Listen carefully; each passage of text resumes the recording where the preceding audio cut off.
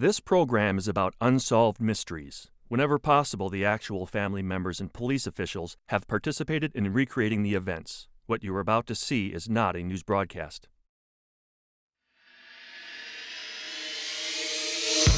Recently, strange unexplained lights have been spotted and photographed in the night sky. Some aviation researchers believe these amateur videos contain evidence that the Air Force has developed a new generation of sophisticated aircraft. But the Air Force says they are not ours. In Ohio, Dave Box vanished while working the night shift at a plant that processed high-grade uranium for nuclear weapons. Several days later, unidentifiable human remains were found in one of the plant furnaces.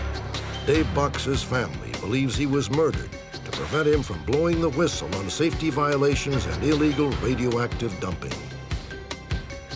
And a fascinating look at one of the mysteries of the animal world.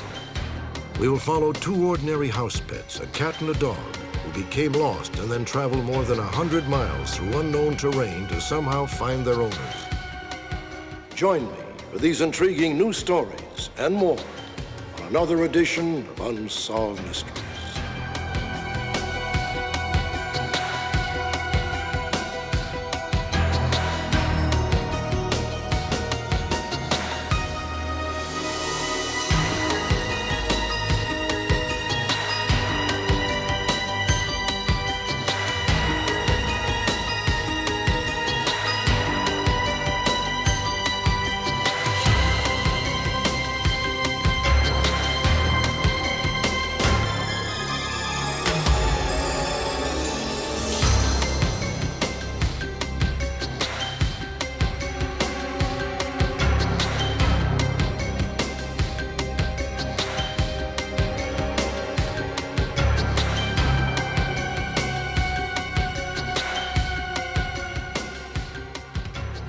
Remember the old Lassie films, where the loyal and resourceful collie would miraculously make her way across mountains and through forests to find her way home? Well, it might not be as implausible as you think. We've heard of a number of animals, common household pets, who somehow traveled incredible distances, guided by their own mysterious radar to be reunited with their owners. There is no scientific explanation for this remarkable phenomenon. It is truly one of nature's most baffling mysteries.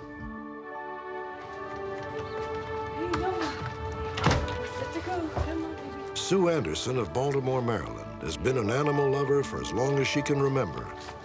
In the spring of 1992, Sue packed her belongings for a cross-country move to Modesto, California. The last things she loaded up in the van were her most valued possessions, her 5 beloved cats. I had Puss and Cinderella and Woolly Booger and Nova and Stardust. They're like children to me in a way, and I feel when I take on the responsibility of a pet, then that responsibility is mine until the pet dies. Sue caravanned with her brother, who was also moving west. The two of them, along with the 5 cats, set off in tandem for California. For Sue's feline family, who were all house cats, it was the first time they had been further from home than the local vet. Sue felt a special affinity for Nova, a black shorthair. I got Nova about 4 years ago. She was left outside of my apartment. She was cold and frightened and hungry and knew that she was being deserted. She just kind of clung to me and got very attached to me, and ever since then it's been a very, very close relationship. Hey, Nova. Near the end of the trip, Sue says Nova began acting strangely. Oh, my goodness. She would climb up on the seat behind me and she would talk in my ear. She would get up on the dash and I would have to pull her down so that I could see around her. She would sit in my lap and get very affectionate and want to be petted. Animals that have left, that I've had, that have run away or got separated from me in the past, always acted extremely affectionate. It's like they were saying one final farewell. After 10 days on the road, Sue and her brother finally made it to California. Hi. How you doing? I'm so beat. Exhausted, they pulled into a rest stop south of Bakersfield, 200 miles from Modesto, their final destination. They planned to sleep until daybreak before pushing on.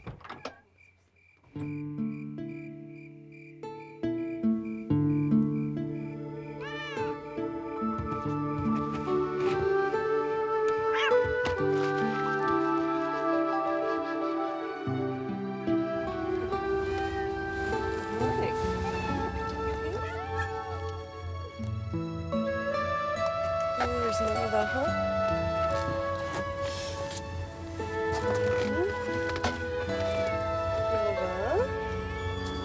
Oh, no. Come here, kitty. I felt devastated. She was in a strange place. I'd never been here before. And it scared me. I was worried about her survival. Sue's premonition about Nova had apparently come true. She and her brother searched for an hour, but in the end, Sue had to leave Nova behind. I was very, very anxious about her, very, very frightened for her, and very upset about the whole incident. During the next few weeks, Sue started a job in San Jose and made new friends. But Nova was never far from her thoughts. A sympathetic coworker gave Sue a picture of a black cat as a memento. Every day when she got to work, Sue would take a few minutes to gaze at the picture and pray that Nova would somehow find her. People would stop by. They would always stop and say, "Oh, get real. She's never going to come back. You know, you're just dreaming." And I said, "Well, maybe one day she will." So I kept it up there the entire time that I was working there.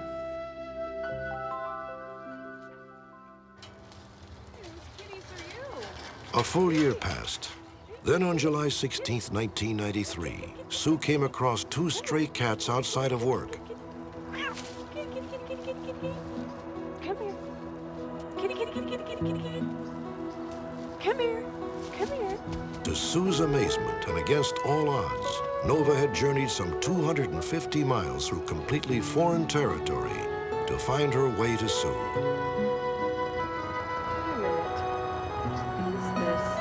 She had a mole inside her ear. She had 5 or 6 distinguishing white hairs on her chest. Nova, is that you? And she let me look at her claws, and I could identify her claws. All these things were adding up that this was indeed my cat.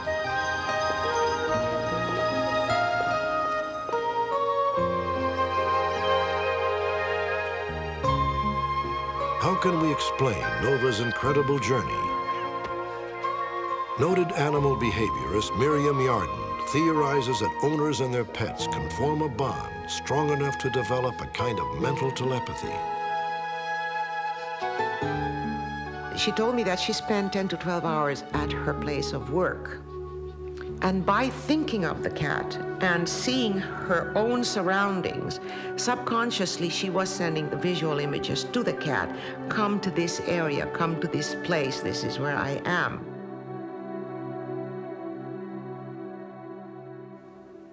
Can I prove it? No. Anyone can disprove it? Probably not. We don't know. That's half the fun in this particular case, that we can theorize. I like to think that there's enough of a bonding that if you really believe in your capacity to love and let that love be a kind of a guiding light, that they will use that love to get back to us when they want to, and that's a sort of communication in its own way.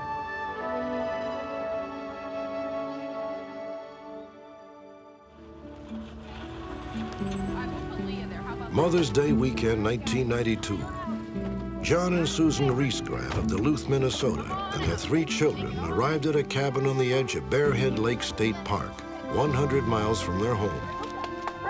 The Reesgraffs had brought along their dogs, Lady, a collie, and Wolfka, a Belgian shepherd.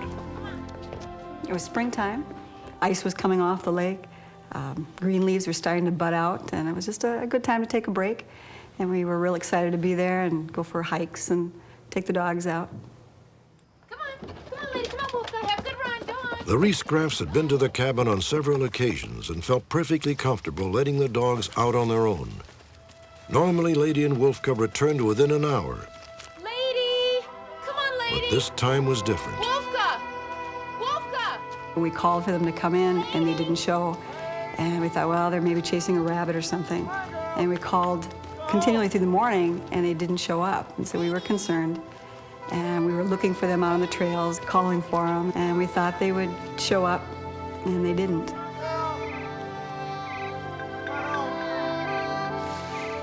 The next day, a forest fire erupted just a few miles southwest of the Reesgraffs' cabin.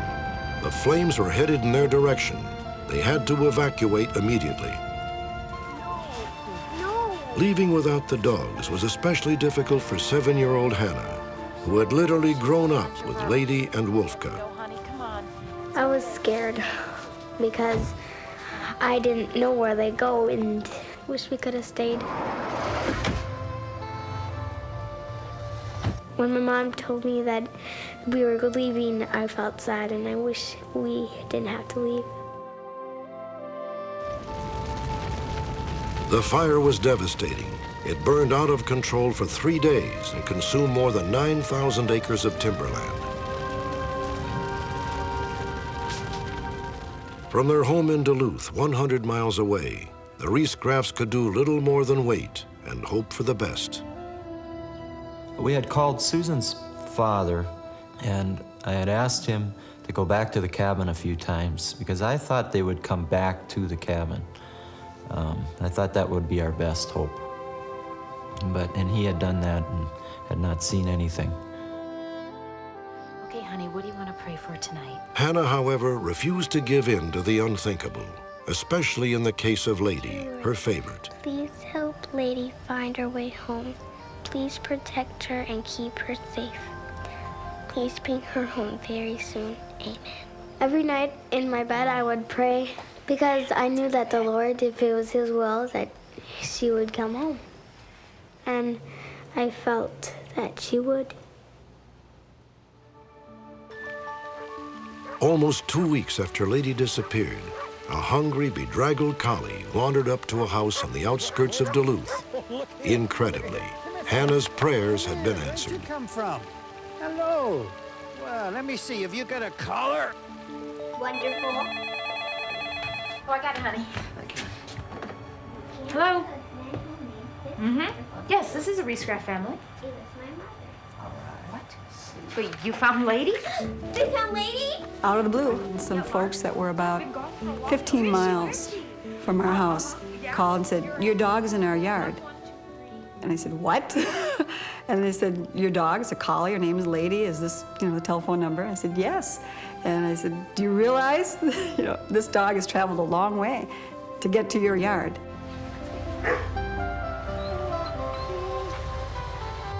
Finally, after 13 days apart, Lady was reunited with her family.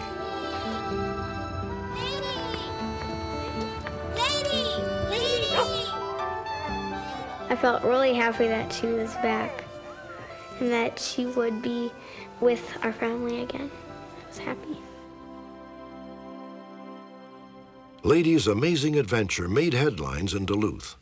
Before long, several people contacted the Riesgrafs, and they learned just how far Lady had traveled to make her way back home. A few days after Lady's disappearance, a railroad worker spotted a collie 30 miles from the cabin. The dog was following a set of tracks leading east. What's a dog like that doing out here? The eyewitness said that when he tried to approach the dog, she avoided him and remained steadfast on her course. About a week later, another eyewitness spotted a collie near an old logging trail, approximately 15 miles from Duluth. Lady's incredible journey had begun here at the cabin. The Riesgrafs now believe that as the fire spread, she may have traveled east into the Superior National Forest. She then swung south towards the city of Isabella. Over the next few days, Lady was spotted by the railroad worker and later along the old logging trail. Eventually, Lady ended up on the outskirts of Duluth. Altogether, she had traveled more than 150 miles. The Riesgrafs have no doubt that Lady would have made her way to their house if she had not been taken in by the kindly couple. She's found her home and she's there to stay.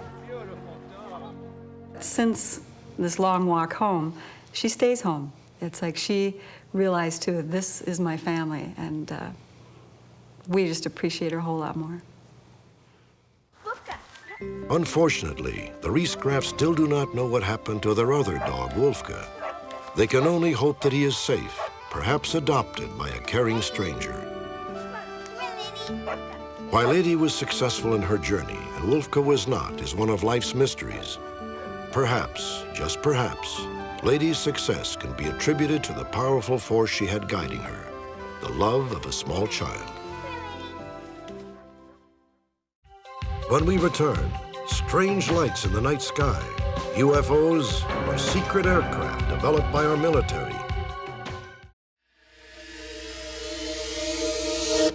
At one time or another, we have all looked up at the night sky and seen something which we just cannot explain. Recently, there's been a rash of such sightings. Unidentifiable lights and objects that seem to move like nothing known to man. Some say they are UFOs. Others speculate that they are a new generation of sophisticated military aircraft. This video was shot by a camera crew hired by Aviation Week magazine. Eyewitnesses say it shows a pencil-thin aircraft trailing balls of golden light. Some believe it is evidence of an exotic new propulsion system. In this footage, a conventional airplane seen here was being filmed when a mysterious object suddenly appeared. The object traveled at a high rate of speed and exhibited pinpoint maneuverability. In this haunting image, several eyewitnesses observed an unusual light source, possibly an aircraft hovering over the Nevada desert.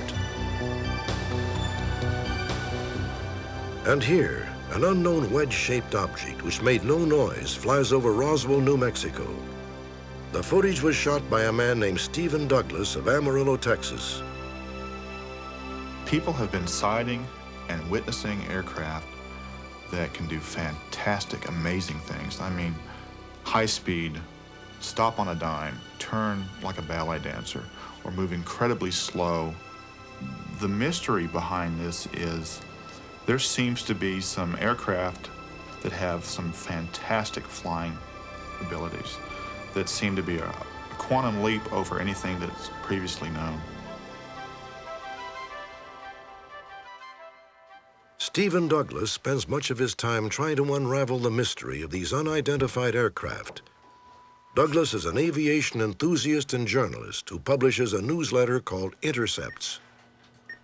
Douglas believes that the mysterious lights are in fact experimental military jets, which are being kept under wraps, just as the legendary stealth fighter was for nearly a decade. Until it was publicly unveiled in 1988, the Air Force, for national security reasons, would not confirm rumors that the stealth was being tested. Recently, there's been similar speculation about a new spy plane reputed to travel at speeds exceeding Mach 6. In 1992, Stephen Douglas obtained what he believes is evidence that the plane may actually exist. It was probably about 11 a.m. And the house began to rattle. Let me call you back. This house just really shook. I'm gonna find out what it is and I'll give you a call back. It was more of a vibration that was felt and not heard. So I went outside and there was this aircraft flying by over the house incredibly fast. I've seen a lot of aircraft crisscross the skies around here, but this thing, I couldn't believe how fast it was moving. And behind it, it left a contrail that was unique, what they call a donuts on a rope contrail. Stephen Douglas took this photograph of the contrail. Some aviation researchers believe it might have been made by what is known as a pulse detonation wave engine, an experimental technology allegedly used in the spy plane. The Air Force was unable to identify the source of the contrail in the photograph, which raises an intriguing question. If it is not one of our planes, whose is it? A year later, Douglas had another unusual sighting. He and his father-in-law, Elwood, were in Roswell, New Mexico to videotape military airplanes that were participating in mock war games. Shortly after a group of B-1 bombers took off, an unidentified aircraft entered the area. Can you tell what that is? Elwood noticed an aircraft coming towards us from the southwest. As soon as I started shooting tape, the battery light in the camera told me that the batteries were about exhausted. I got approximately 7 to 10 seconds before the batteries quit in the camera. We couldn't hear any sound at all. This aircraft made no sound at all. It was just super quiet. It looked like a flying triangle. And immediately I knew it must have been TR-3A Black Manta. The TR-3A Black Manta is another high-tech aircraft that is widely rumored to exist. The Manta is thought to be a reconnaissance plane which operates in tandem with a stealth fighter. But in a statement issued to Unsolved Mysteries, the Air Force said of the Manta, quote, "It has no basis in reality." When the Air Force analyzed Douglas's footage, they believed the aircraft might be a Navy EA-6B Prowler. However, the Navy could not identify the plane, citing the poor quality of the videotape. A computer enhancement of a frame from the videotape appears to show a triangular-shaped wedge. Douglas claims the object was virtually silent and moved slower than conventional military aircraft. But if the aircraft does not belong to the Air Force and cannot be identified by the Navy, the same question remains: whose is it? One of the intriguing aspects of this story is that the airport where Douglas shot his footage is in the same area where one of the most controversial UFO episodes took place more than 40 years ago.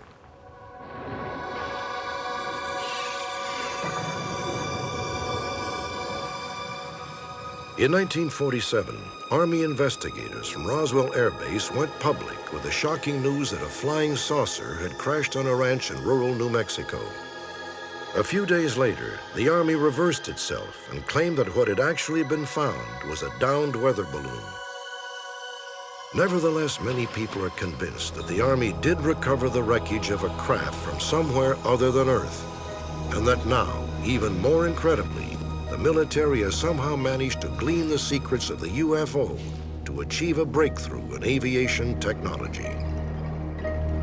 These aircraft are doing things which a lot of physicists have generally said are not possible. You know, their maneuvers, the way they fly, how fast they are.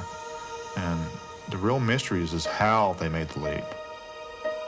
There are some that speculate that maybe this technology was gleaned from alien technology that somehow either we have recovered or has been here for a while. UFO technology to power the next generation of military aircraft? At best, it is difficult to accept. Stephen Douglas believes the planes he has seen were developed by our military using conventional technology. Yet the military says such aircraft do not exist. Is there another explanation? If the Pentagon has the answer they are not saying, then perhaps, just perhaps, it is better that way.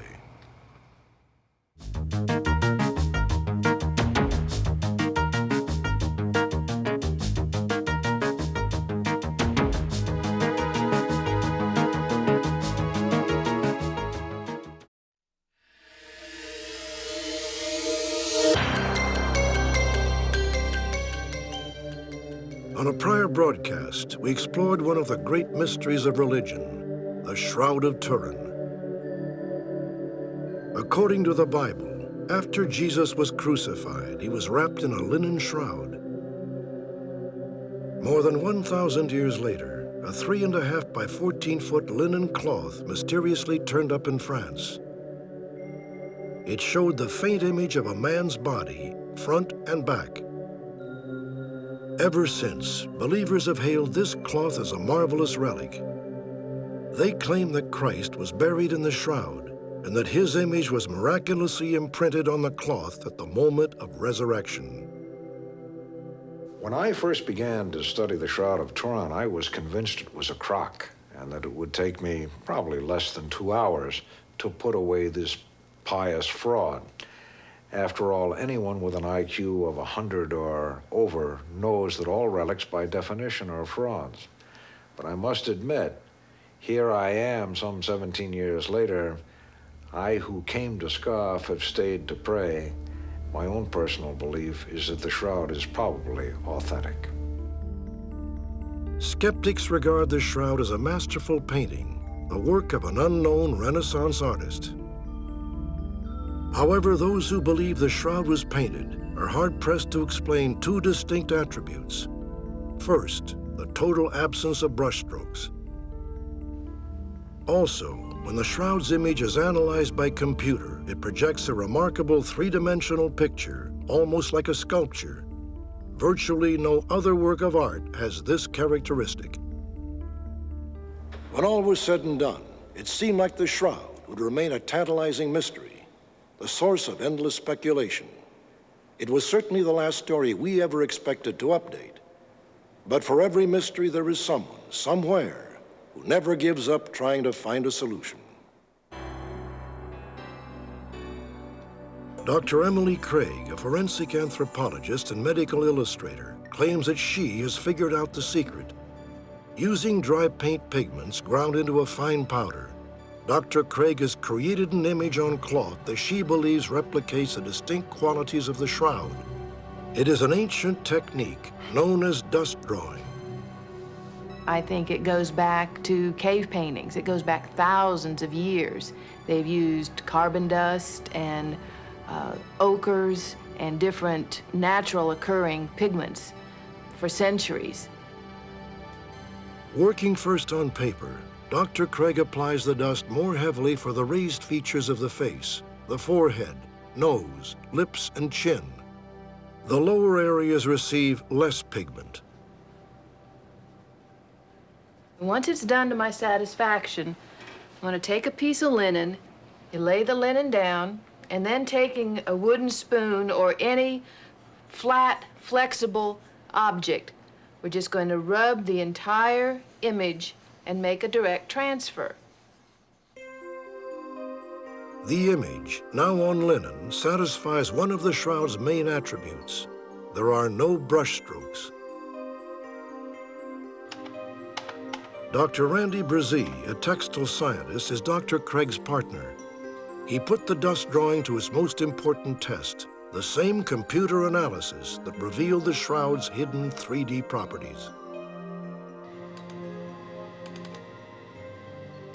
The test showed that Dr. Craig's method can produce the singular 3D attribute of the Shroud.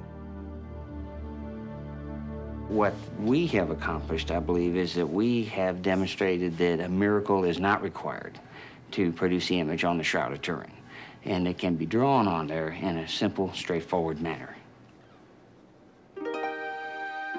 For half a millennium, the image on the Shroud of Turin has challenged believers and skeptics alike. Have its secrets finally been revealed? Emily Craig and Randy Brzee believe that they have discovered how the Shroud was created. However, not everyone in the art world or the religious community is convinced. Perhaps the mystery of the Shroud will and should remain forever unsolved.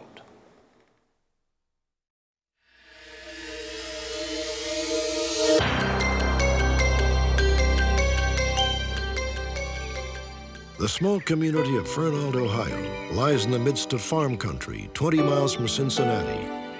For many years, the town's main employer was this factory, the Feed Materials Production Center, also known as NLO.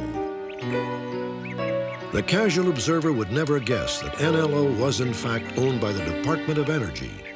From 1953 to 1989, it was one of the few plants in the United States which processed high-grade uranium for use in nuclear weapons. When I was hired in there, they said that it was a low-level radiation plant and that you didn't have anything to worry about. There was nothing back there that would bother you. And just, go on about your business, not to tell anybody what you were doing, and everything would be fine. However, conditions in the factory were anything but fine. In the fall of 1984, NLO was rocked by a scandal of major proportions when an accident allowed a massive dose of radioactive smoke to escape into the atmosphere. An investigation later revealed that over the years, NLO had released more than 200 tons of radioactive dust particles into the air and local water sources. Some said that NLO was, in essence, the third largest nuclear waste dump in the country. The effect that it has on the environment is one thing. We have an environmental disaster. But I think if you did a survey around the Fernald community, you will find very few people who trust the government now. For the people of Fernald, the disastrous accident followed on the heels of another disturbing controversy involving NLO. A few months earlier, in June of 1984, an employee named Dave Box had disappeared while on the job. Though his body was never found, some of his personal effects were, and Box was presumed dead. After the accident, the case of Dave Box took on a sinister new dimension. Dave Box worked at NLO for 3 years, and all evidence indicates that he died a horrible, gruesome death inside the factory. The official ruling was that no foul play was involved, but representatives from the Department of Energy and the current Hamilton County Sheriff's Administration have refused to speak with us. Dave Box's friends and family are convinced that he was murdered, and they will not rest until they learn how he died and who was responsible. David Box grew up in Staten Island, New York. In 1981, he was hired at NLO as a pipe fitter and quickly earned the trust and respect of his co-workers. Box was a father of 2 sons and a daughter. In 1979, he divorced, yet he remained devoted to his ex-wife and children. He was great. He would do anything for us. Kind as can be. Loved his children, did his job. He was just a very kind person. Sunday, June 18th, 1984, began like any other evening for Dave Box. He worked the graveyard shift at NLO. At 11 p.m., Box met his rideshare partner, Harry Easterling, in a local restaurant parking lot. Hey, Harry. Hi, Dave. Dave got into my truck. We left. Had a little conversation on the way to work. He had talked about vacation with his kids and bought a new lunchbox for work, and everything seemed to be normal. So Tony didn't make it to the lunch? Dave Box's primary responsibilities at NLO were to inspect and maintain equipment in all of the plants throughout the factory. This included making sure that the safety pumps and dust collectors used in the uranium processing were in proper working order. That'll be a good time. Dave was a fairly quiet guy, but if you worked on a job and say it was high radiation level, Dave would tell you, that particular dust collector is fairly radioactive, so watch yourself, or that pump has a certain kind of acid in it, so be careful when you work on it. But he would, try to help you out as much as he could because he'd been there longer than I had. Morning, gentlemen. Only the maintenance crew and security personnel were on duty during the graveyard shift. The production lines were shut down. At midnight, Box reported to the maintenance room for his work assignment. Box? Yeah. Need you to look at the pump in Building 8. Which pump? Herb knows which one. See him. All right.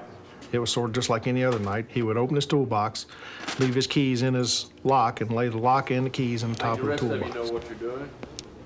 Dave went to one area, and I worked on a job in another plant. At around 4 a.m., Box and a supervisor were seen in a parked pickup truck by an NLO employee. The witness spoke to Unsolved Mysteries on the phone, but declined to appear on camera. The witness said that Box appeared to be having a serious discussion with a supervisor, but he could not determine what they were talking about. Oddly, the windows of the truck were rolled up, despite the fact that it was a hot, humid night. An hour later, at 5 a.m., the same witness ran into Box on the factory grounds. Hey, Dave. Need help with that? I'm just putting my tools away. All right. The witness was struck by the fact that Box was walking towards Plant 4, not Plant 8, where he had been assigned. It was the last time Dave Box was seen alive. Later that morning, his friend and fellow employee, Harry Easterling, became suspicious about Dave's absence. Approximately 7 o'clock that morning, we had a safety meeting in a conference room in Plant 4. We showed up for the meeting, but Dave wasn't there. Walked back over to the maintenance building, put my tools away, and noticed that Dave's toolbox was still open. So I thought, well, he's probably working overtime.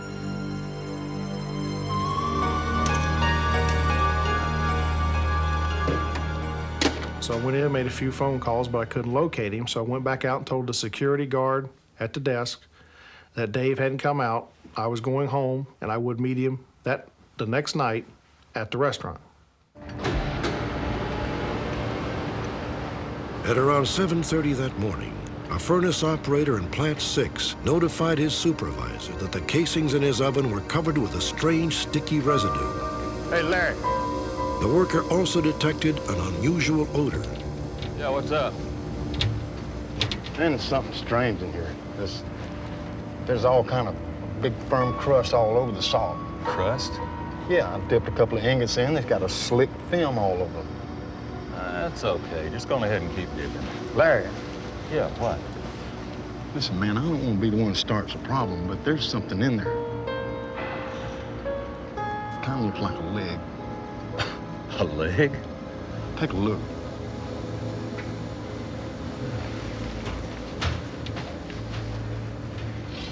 The supervisor apparently found nothing wrong and told the furnace operator to go back to work. At 11 that night, Harry Easterling arrived at the restaurant to meet Dave Box as usual. He had not heard about what happened in Plant 6. It was Dave's turn to drive, and his car was already there. Wasn't anything out of the ordinary because he would pull his car in and go get something to eat and then come back to the car or get something to take for lunch.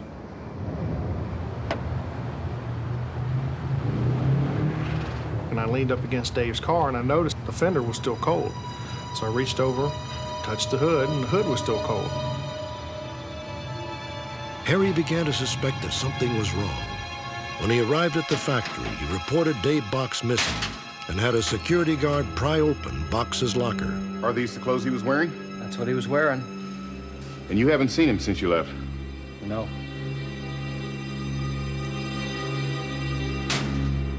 On Sunday night, he was missing. We were informed of the fact on Tuesday. On Wednesday, my mother tried to contact the plant to find out more information.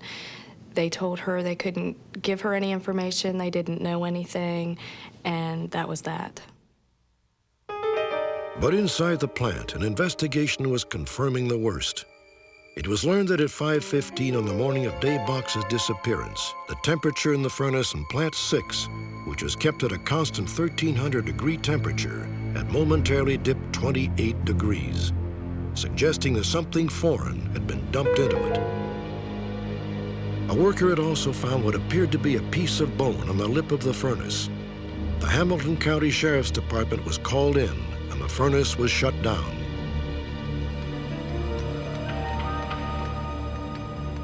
Investigators had to wait 3 days for the molten liquid inside the furnace to cool. Then employees sifted through the waste material, searching for some kind of evidence. Lieutenant?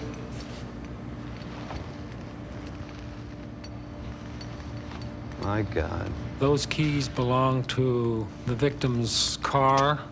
They also belong to 3 padlocks of his, and one key we believed went into his residence, but we couldn't prove that because it was bent and in not very good shape. The conclusion was inescapable. Dave Box was almost certainly dead. But the news left Harry Easterling dumbfounded. He claims that Dave's keys were still in his toolbox at 7:30 a.m., more than 2 hours after the gauge in Plant 6 registered the temperature drop. When I left the plant to go over to the maintenance shop, his keys were in the box. When I left there to go home, they were still in the box. I went home. When I came back that night, his keys were still in the top of his toolbox. The supervisor closed his box, put the lock on his toolbox, and took his keys out of the lock. And from there on, I do not know what happened to the keys. In addition to the keys, investigators uncovered a steel toe from a boot, part of what they thought was an eyeglass frame, fragments of what they believed was Dave Box's walkie-talkie, and a piece of stainless steel wire that was looped together in 3 oddly connecting circles. Also recovered were several pieces of human bone. The official police investigation was unable to determine conclusively how Dave Box died. However, suicide was a distinct possibility. Box had a history of psychological problems, and around the time of his divorce, he had apparently tried to take his own life. I know my father did not commit suicide. There was no reason for him to commit suicide. He had purchased groceries for the week. He was planning a vacation with me and my younger brother for the following summer to Florida. He paid all of his bills for the month. There was no reason for him to commit suicide. From everything I know about the circumstances of what occurred back then, I would have to say that he was probably lowered into the furnace, that he was probably murdered. I can't think of any other way that it could have happened. I don't believe that it could have been suicide or that it could have been an accident. On the night that Dave Box died, he had been working in Plant 8. Plant 8 had released 4 times more radioactive contaminants into the environment than any other plant at the plant site. Why he was killed, I think he knew something. And I think it had to deal with Plant 8. I think it had to deal with the releases, the threat to the public health and the environment. It's possible he was a whistleblower, or was going to be a whistleblower.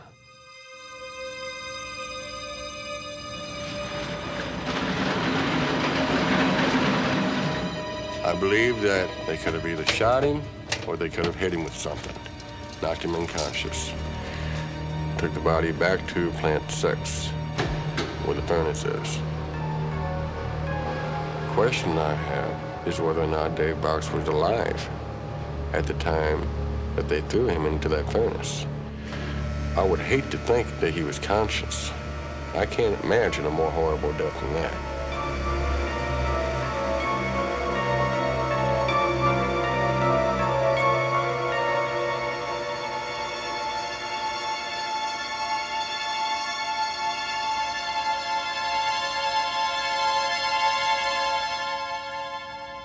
We never developed any information indicating foul play. We had that in the back of our minds, but no one ever gave us any indication or reason to believe that foul play may have occurred. There are probably people out there that know what happened, and there may not be people that know what happened either, because, you know, if they knew, I doubt that anybody would tell you. You know, maybe fear of their life. I still have days where I can't believe he's gone. I am very angry. I mean, we loved him, he loved us, and there was no reason for this to happen. We just want somebody to please come forward and tell us any information, anything at all. There's a final bitter footnote to the death of Dave Box. 9 years after the fact, his family is still waiting to lay him to rest. In 1989, NLO was shut down, and Box's remains, a few bone fragments, are presently in a sealed drum on the closed plant site, too toxic to be buried in the ground.